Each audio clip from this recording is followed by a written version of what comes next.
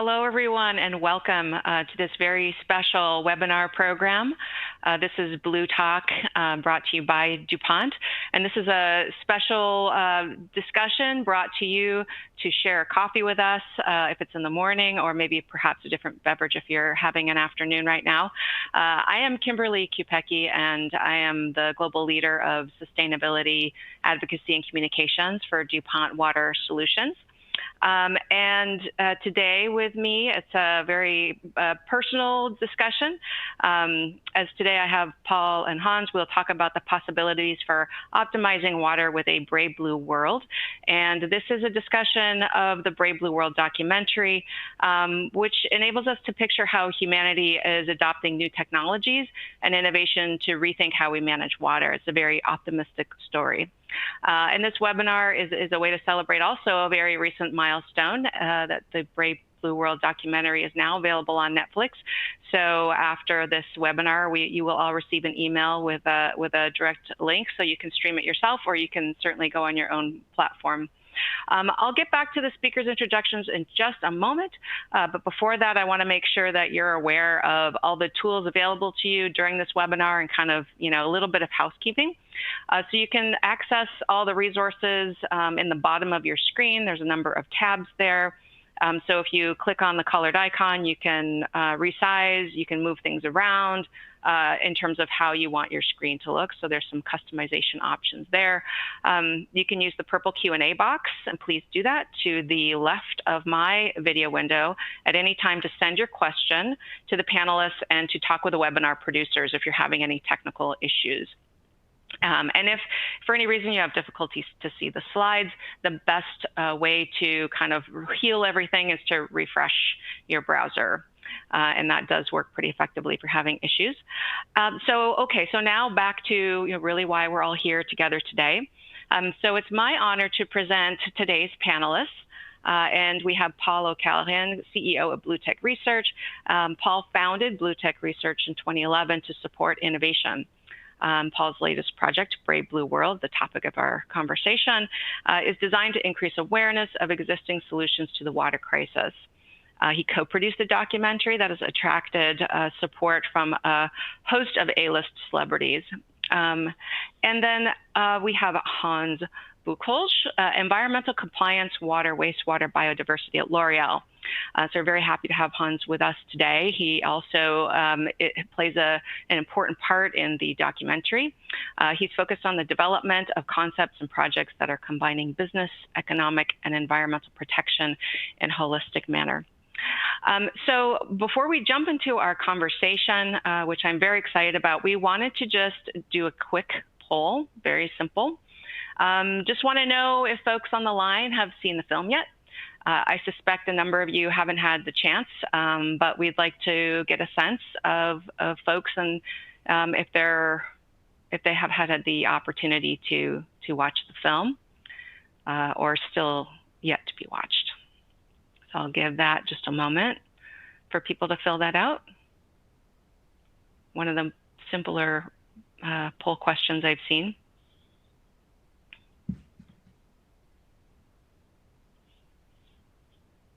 Great. Wow, we have a lot more yeses than I would have expected. So this helps us. Thank you very much. It helps the panel understand the audience and kind of if you've been exposed to the content or have yet to.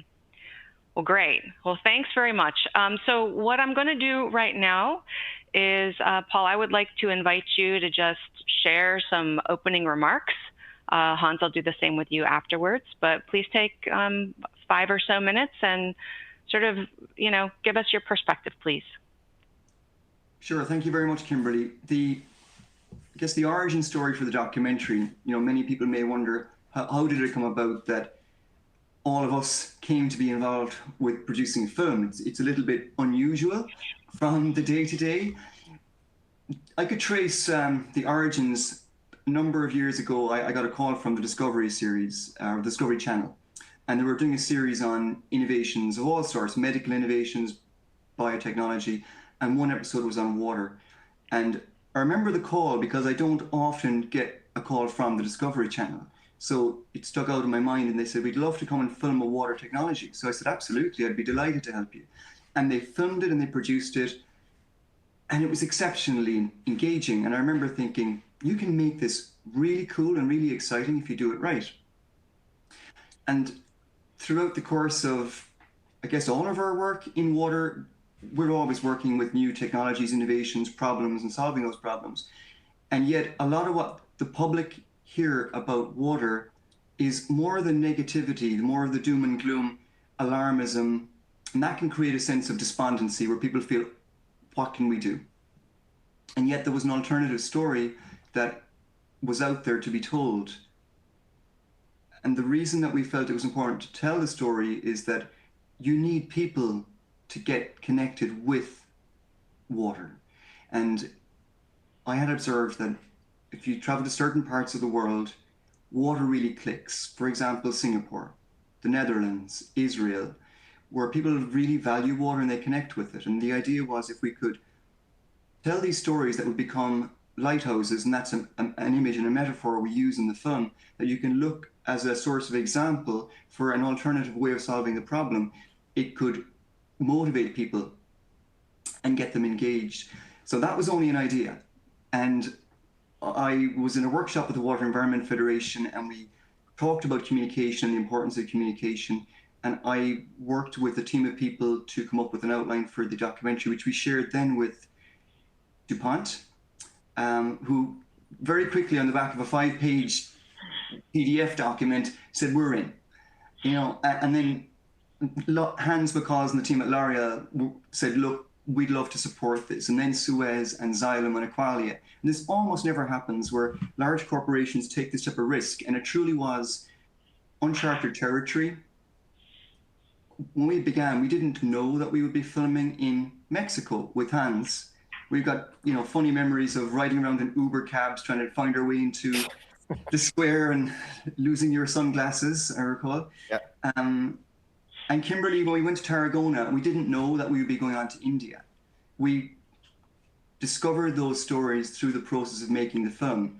And that was one of the amazing things about it, was that for all of us, it was collaborative, it involved trust, and it grew organically. And I think that spoke to the fact that the message was important. And that's why I think we were fortunate to get the support of people like Matt Damon and Liam Neeson and Jaden Smith. And we hope now that we've got it onto Netflix, that journey continues, and the film will do the work that we had anticipated and hoped for. That's a little bit about how we got to where we are, the story. Thanks, Paul. Hans, do you want to share a few of your reflections and remarks, please? Yes, it was an honor and a pleasure to contribute to this fantastic documentary. And I think our mindset in the company is 100% in line with this positive approach of water crisis. Paul talked about this. We hear a lot of negative things, but there are other things that gives hope, that shows examples how we can do that. And water is a shared resource. So collaboration, Paul talked about that. We cannot do it by ourselves. To resolve this crisis, we have to collaborate, to be together with others. And for L'Oreal, water is very important because it's at the heart of our business. We need water for the production of our raw materials. Most of the products that we sell are produced in our own factories. So we need water for the manufacturing of the products.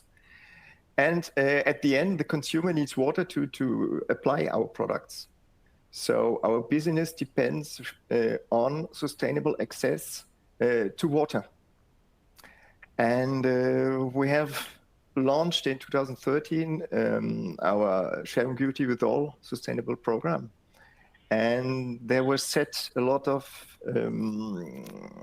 commitments for water reduction and for the operations, for example, to reduce by 60% our water consumption by 2020 at the end of this year on a baseline of 2005. And 60% is a lot of water. So we had really to rethink all water loops, how to use water differently and not to use it to transport temperature or waste or other things. So we improved our processes to need less water, but it was not enough. So we have to think about recycling. And recycling in cosmetic industry is not evident because the quality of the product and is very important, is one of the most important things. So we have to ensure to recycle, to retreat water that we can use in industrial processes that has a very high quality. And we succeeded in doing that with piloting, which was a long way to develop this treatment line that was adapted to our factories. Yes, and then we wanted to go further and we developed the concept of dry factory. Today we are talking about water loop factories. That means water use only for domestic use of employees and for water that goes into our product. All industrial uses has to be covered by recycling or reused water. And this concept was really a success. It's an internal label, and factories, they are proud to get this label. And they are proud because we show that we want to value water. We don't want to use water for industrial processes. And at the second time, we can achieve our sustainable targets. And I presented this in Canada on one of the BlueTech conferences.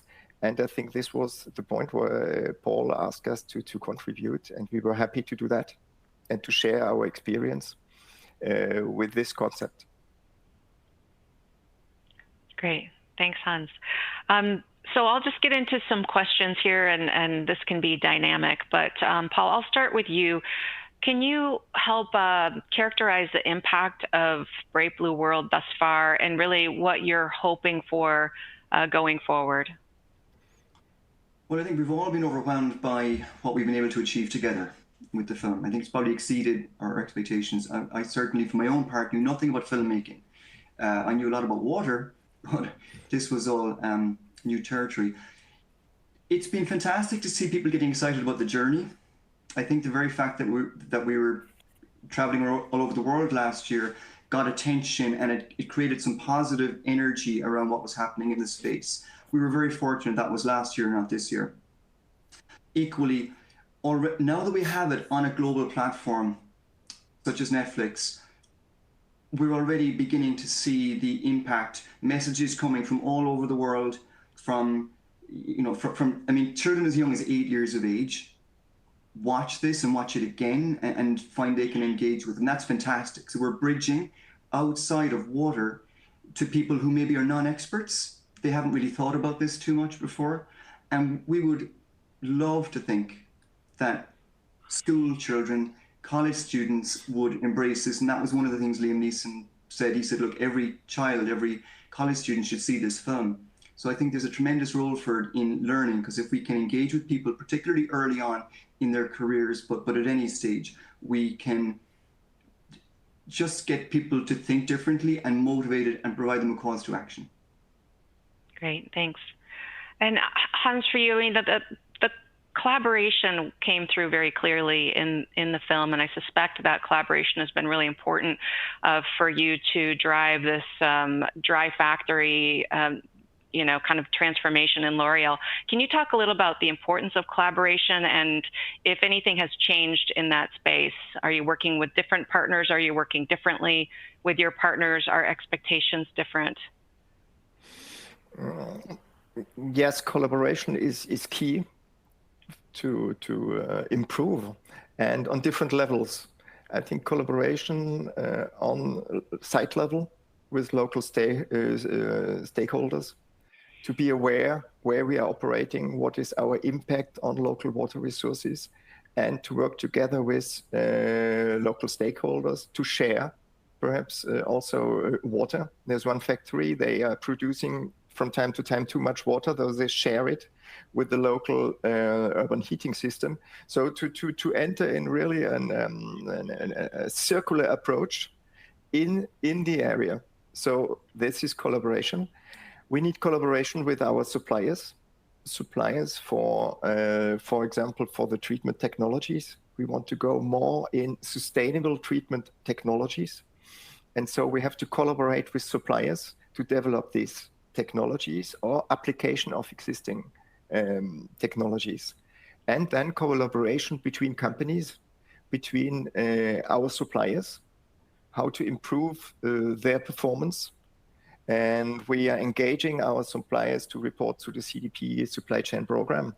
And there we have some indicators that we require, what we want to see from our key suppliers, from our strategic key suppliers. So I think collaboration really in every way, in every level, is important and necessary to face this crisis together. Yeah, thanks, Hans. Paul, can you comment on that as well, please? Certainly. For those of you who've seen the film, that collaboration message is very strong. The textile factory owners in India had no choice. They either had to find a solution to reduce their discharges or shut down. And they were very clear. They went to suppliers like DuPont to work in partnership with them to try and come up with something that would work. And perhaps neither party was 100% sure. They had to work together, and there was an element of trust in that. Likewise, Hans, I think you had to show your suppliers to an extent and bring them along with you on the journey, and certainly work together with them. And anytime you're trying something new for the first time, you need that. You know, that old African proverb, if you want to go fast, go alone. If you want to go far, go together, is very apt. Mm-hmm. Thank you. And for Hans, you know, is there more? No, it's okay. only, I just want to add, it's also collaboration inside the company. You know, the sustainable programs, they make sense if it's a culture change in the company. So every department, every métier has to be involved. So if we want to reduce our water footprint, we have to work on formulas. It's research. We have in operation the engineers. We have the brands that are doing consumer activities. So collaboration is also necessary inside a group. It's not the operation who can solve the problem. It's the collaboration inside the company. And it's very powerful as well. Like once it's been shown to work in one place, it's incredibly powerful, the effect that it has on making others believe that they can do it, but also wanting and wishing they can do it. Yeah, almost like a little internal competition. Yeah. Yeah, you turn it from something that you have to do to something that you know you want to do. And I think the factories it's a badge of honor for some of these factories now, and they're very proud of that achievement. Yes. And the families are proud, and they are more proud because they are in a documentary. It's very a huge impact for the employees, for the collaborator. They are proud to be part of this documentary. Well, they're all heroes. I mean, there was no cast in this film. Liam Neeson, Matt Damon, sure. But everybody else was just an ordinary person doing an ordinary job, and they were just getting on with it, you know. And I think that was what made it very special, was that these were just real stories. I was very struck when you visited the L'Oreal factory. There was a picture of a hummingbird painted on the wall. I said, what's that picture representing? And Hans, you said it was a fairy tale or a kind of a story that's often told about. There was a fire in a forest, and all the animals were running away from the fire, except one little hummingbird was going backwards and forwards with a tiny drop of water in its beak, trying to put out the fire. And all the other animals are going, "You're crazy, you should get out of this forest." But the message was everyone needs to do their bit. And I thought that was a beautiful message to see instilled in every aspect of production, not just water. Yeah, the hummingbird is very strong in training programs. And it means, as you mentioned, everyone can contribute, and we will do our part. Even if it's small, we will do our part. And then we can require from others to do as we are doing if they are in our value chain, in the supply chain, for example. Right. Yeah, I think that's the story of this film. It's everyone has a part to play, and the collective action is really what makes the sea change, or the tide change, if you will. No, that's great. So, switching topics just a little bit for you, Hans, like looking at a lot of companies putting out 2030 goals and long-term thinking, how do you think about a long-term horizon, like a 10-year horizon, when you're looking at achieving pretty aggressive goals over a 10-year time span. Maybe comment a little bit on that for us. Yes, if you talk about the 2030 goals, recently we launched our program L'Oréal for the Future, and with the 2030 goals. And what is the difference between the sustainable program before? The difference is now we opened the scope to the whole supply chain, to the whole value chain. That means now we are committing for our suppliers, strategical suppliers, and for our consumers. That means, for example, we want to enable consumers to reduce by 25% their water consumption. And we want that 100% of our strategic suppliers will manage water in a sustainable way in 2030. That means we commit for partners, for consumers, and this is quite new. And we come back to collaboration. I think collaboration is the key. Our suppliers has to be open to collaborate, to do that. And there will be discussions and how to control, how to help each other. And we have to develop together new products, new packaging, and so on. And to make sure that water is sustainable used in our supply chain. Because what we are doing in operations, it's only a small part of our water footprint. The biggest part is in the production of raw materials and by the consumer who is using our product. So we have to act on that and to enable consumers to reduce water consumption when they are using our product. And this needs time. There is an educational process. We need tools to follow, but it's a nice challenge. It's a nice challenge, and we will continue in the operations to reduce our water footprint and invest more and more in local collaboration. Yeah, and just a little bit more on the consumer. I mean, that sounds like it's a challenge, but also I think a huge opportunity as we see more and more consumers being smart about their choices and having brand affinity for brands that are more sustainable. How do you pull in the L'Oréal brand with sustainability as you're kind of encouraging and driving new consumer behavior? Yes, for example, a good example is the brand Garnier. They develop tools that allows consumers to see, to compare.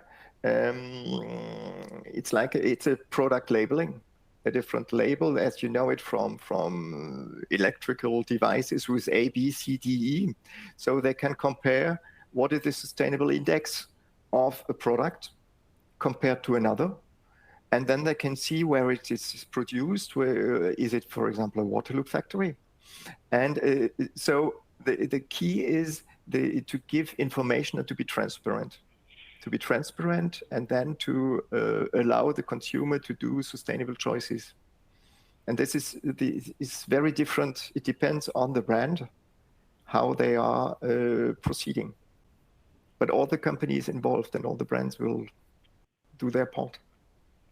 Yeah. Thank you. Very interesting. So Paul, kind of continuing on with the thread of storytelling, you opened with this concept of, you realized there was a different way to tell the story, and that's what led to the development of this film. So how can storytelling help accelerate our path to a better water future, and how can our audience get more involved and engaged in storytelling? Well, we're hardwired to absorb information by stories. It's the way we're programmed, and they're very powerful, particularly if you have empathy. And that's where the people aspect of this became quite important. And that was probably a discovery for us as we helped to create this. We understand things often in science and engineering at a very intellectual level. And then there's also the very human aspect of what we do. You put the two together and you get that empathy, which allows the information to be absorbed and understood and spread widely. So that was the genesis, that was the vision. It becomes more democratic, we hope, so that other people share their stories and they say, wow, we're doing something, maybe not exactly that, but something similar to that. It's in the same spirit. And if people can become proud of their own stories and want to share them in their local context, because it's always hyper-local, that creates the grassroots movement that I believe it will come from the bottom up, where people will it into existence, these type of changes. So, yeah, more stories to tell, I think, more chapters in the book, and particularly over the next 10 years, it's going to be super exciting when you look at what companies like L'Oreal are committing to in a 10-year period, and Yeah. you know they're going to be able to achieve it. So that's really encouraging. Yeah, thank you. So I wanted to make sure we took some of the questions from the audience here. So I'm gonna go and start with those. So this one is from Renee. So Paul, the feedback from Cape Town event last week was very positive. Is there a plan of a follow-up production? Nothing like being put on the spot. You kind of need to take a breather after something like this, because it's been a 2-year roller coaster, maybe 2.5 years of a roller coaster. But yes, of course, I think there's a lot more to tell. And I think it was beautiful that we were able to share this in Cape Town, a city which came to prominence because of Day Zero. And now is showing leadership. I mean, the untold story in Cape Town, which Renee shared with me, is that water consumption in Cape Town is at 50% of the levels before Day Zero, despite the fact that the reservoirs are full. So you think about things like that. We do believe there's an outline for a series here, but also podcast mediums and other forms of mediums as well. So yeah, anyone who has short stories to tell, please contact us. We would love to hear them. Careful what you wish for, Paul. Since I've got you, here's another one from Maria. We see a lot of private partnership driving Brave Blue World vision. How much engagement from the local authorities was received, especially the film shooting locations? So a bit of a technical question. Yeah. Yeah, we had such an open door in that everywhere we went, people were just really accommodating and were always seeking to help us to access locations. In fact, some of them didn't quite make it into the final cut of this film for various reasons, and we were grateful for their support as well. When we were going for the errors and emissions insurance for the film, from a technical perspective, you always have to get permission from the locations you're shooting from, as well as release forms from the characters. And we always found that there was an open door on behalf of all the utilities and factories, and so it made it easy. I think it was one of the things that the film production crew probably found the most refreshing about making the film, that we didn't it wasn't like the new Borat movie, they weren't we weren't being sneaky. No.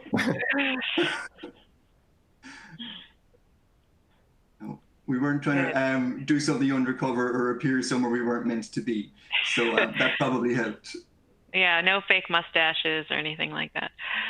So thank you. So this one is for you. Sorry. They're coming in quick. I want to go back to this one.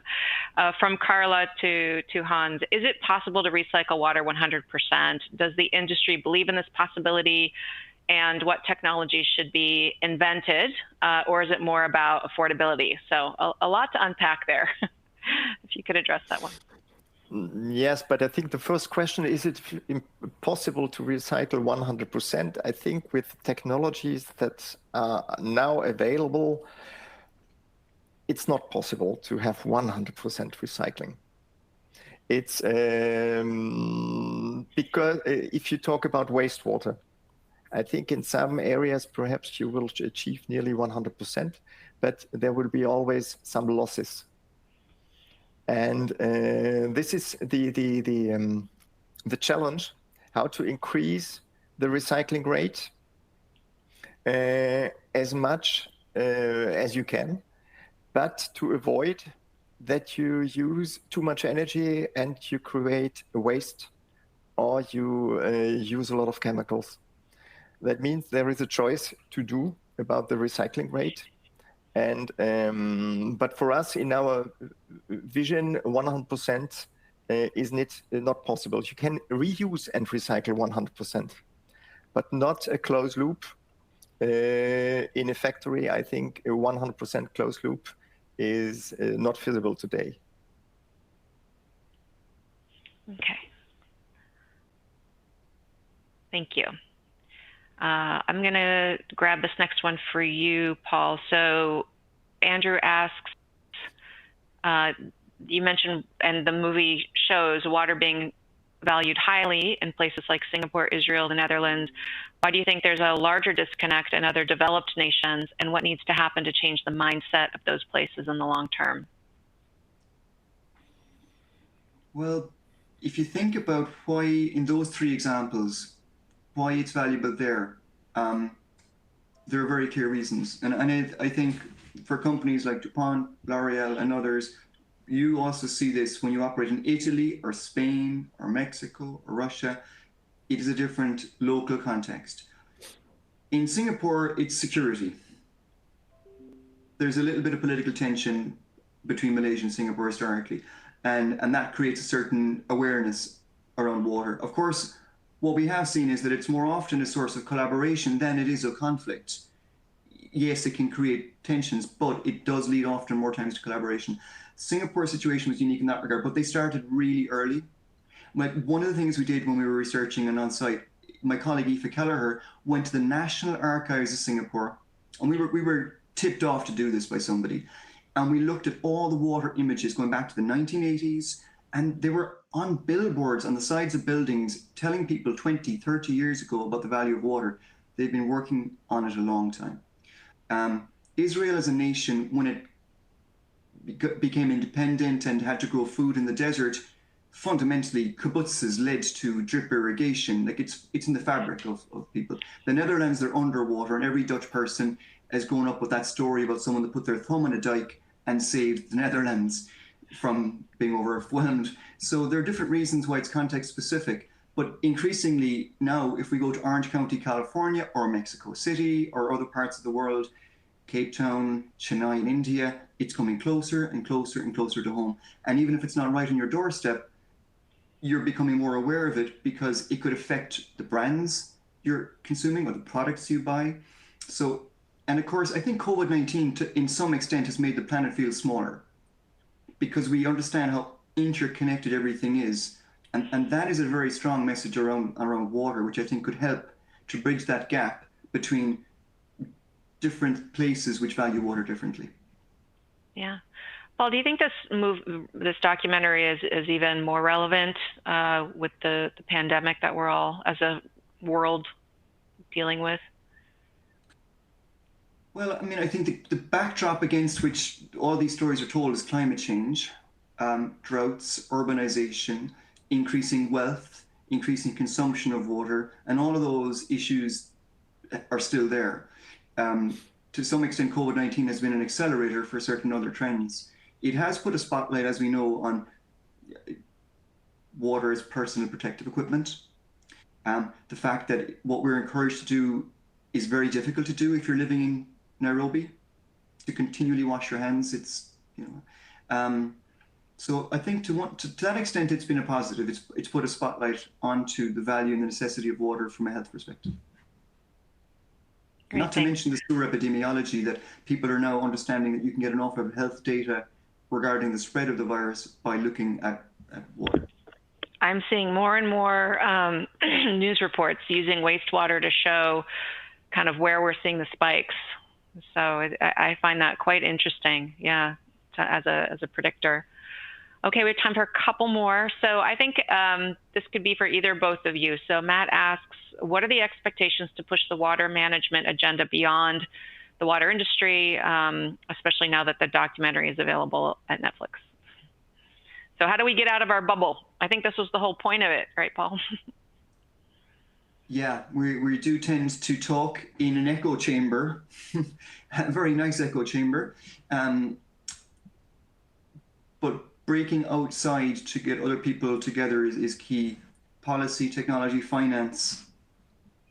And one of the things I think that COVID-19 has taken away from us is this randomness of chance. I recall that WEF Water Environment Federation workshop I mentioned, where people came together in we were thrown together. I think of a workshop that I joined with Hans and CDP in Scotland, where a number of people who might not otherwise come in contact with one another are put together, and then great things happen, cross-pollination of ideas. It's a bit more difficult in the current climate. But creating together for discussions like this, that is what we can do, and it's easy to do now. And if we can, just use these types of moments as well to bring other people into the discussion. W12 last week was great. We had people from, all over the world listening in. So. Great, thank you. I am just going to throw one more question out there for, I think, Hans, you can start. So really, I mean, it's sort of congratulations for the movie, but the question is, what will it take for industry to embrace recycling and reuse more? I think a key point is to identify the dependency on water for an industrial company, to see where you are depending and what are the risks linked to your activity to water use. And this might open the eyes to see how important water is for the business, and then to go in to see what is possible to reuse your own water footprint, and then to go into the value chain, into the supply chain, and to see how can you influence or how can you partner with suppliers, with other partners of the value chain to reduce the water footprint. And what has helped is also to think out of the box, to follow continuous improvement, and to improve. Installations will become more and more complex. We have treatment steps. It's very difficult to operate afterwards. But to say, and this is what we need, I think, now, to say, what are the options? Can we have breakthroughs? We challenge in L'Oréal, in a factory, every water use is challenged. Do we need really water for that?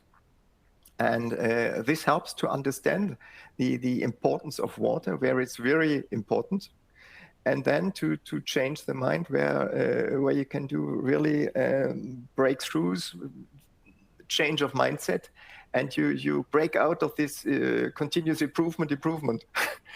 I think this is very important, to be open to say now, to rethink water use. Do you use it for this? Are there alternatives? Are there ecological? Does it make sense? And then to develop new technologies, new applications, and so on. Yeah, and just as a follow-up, how do you then balance the effectiveness of those solutions against the sort of the cost and the drive towards profitability that and all companies are under such pressure, particularly with the economic situation? We did some evaluations for sure about return of invest and so on. The problem is that we are prioritizing projects in relation to the local context. That means to water scarcity, water stress, rarity of water. And unfortunately, or not unfortunately, it's a fact, water is the cheapest where it's rare in the world. So it's very, very difficult to achieve a return of invest on a purely financial basis. But if you take into account that if you shut down a factory for 2 weeks, what does it cost? And what does it cost to improve your recycling system to avoid that? I think it's the question, the answer is very clear for most of the people. And these are the thinking that we need. We have to think out of this return of invest immediately. It will not be, we will not earn money by recycling. In some locations, we cover the cost, yes, but this is where in Europe or in other, where water is very expensive. But in other places, it's not the case. There are different motivations to talk about recycling. And I think to be independent, to use less water, to contribute to a local context, these are very strong arguments. Yeah. Yeah, so it's really a mindset shift and thinking about cost in a different way, not in a one-dimensional way. And then there's also, the livelihoods of the people in the community, right? And many of them working there in that area. Well, I must say it's been an amazing conversation. We are out of time, but I would like to thank you both so much from the bottom of my heart for coming on and having this dialogue with us. I think these are very critical and important to move us forward. So I will just ask the audience if they are interested. You can register for all the Blue Talks that we're offering at the link available in your console. And at this time, you can also download your certificate of attendance and any material from the resource folder that might interest you. And then for the audience too, we also invite you to answer a survey that will pop up when this webinar is finished. To share with us, please, your feedback and your ideas to keep the conversation alive and geared towards a water optimized world. So thanks everyone, goodbye, and stay safe. Thank you very much. Thank you. Thank you. Bye-bye. Bye.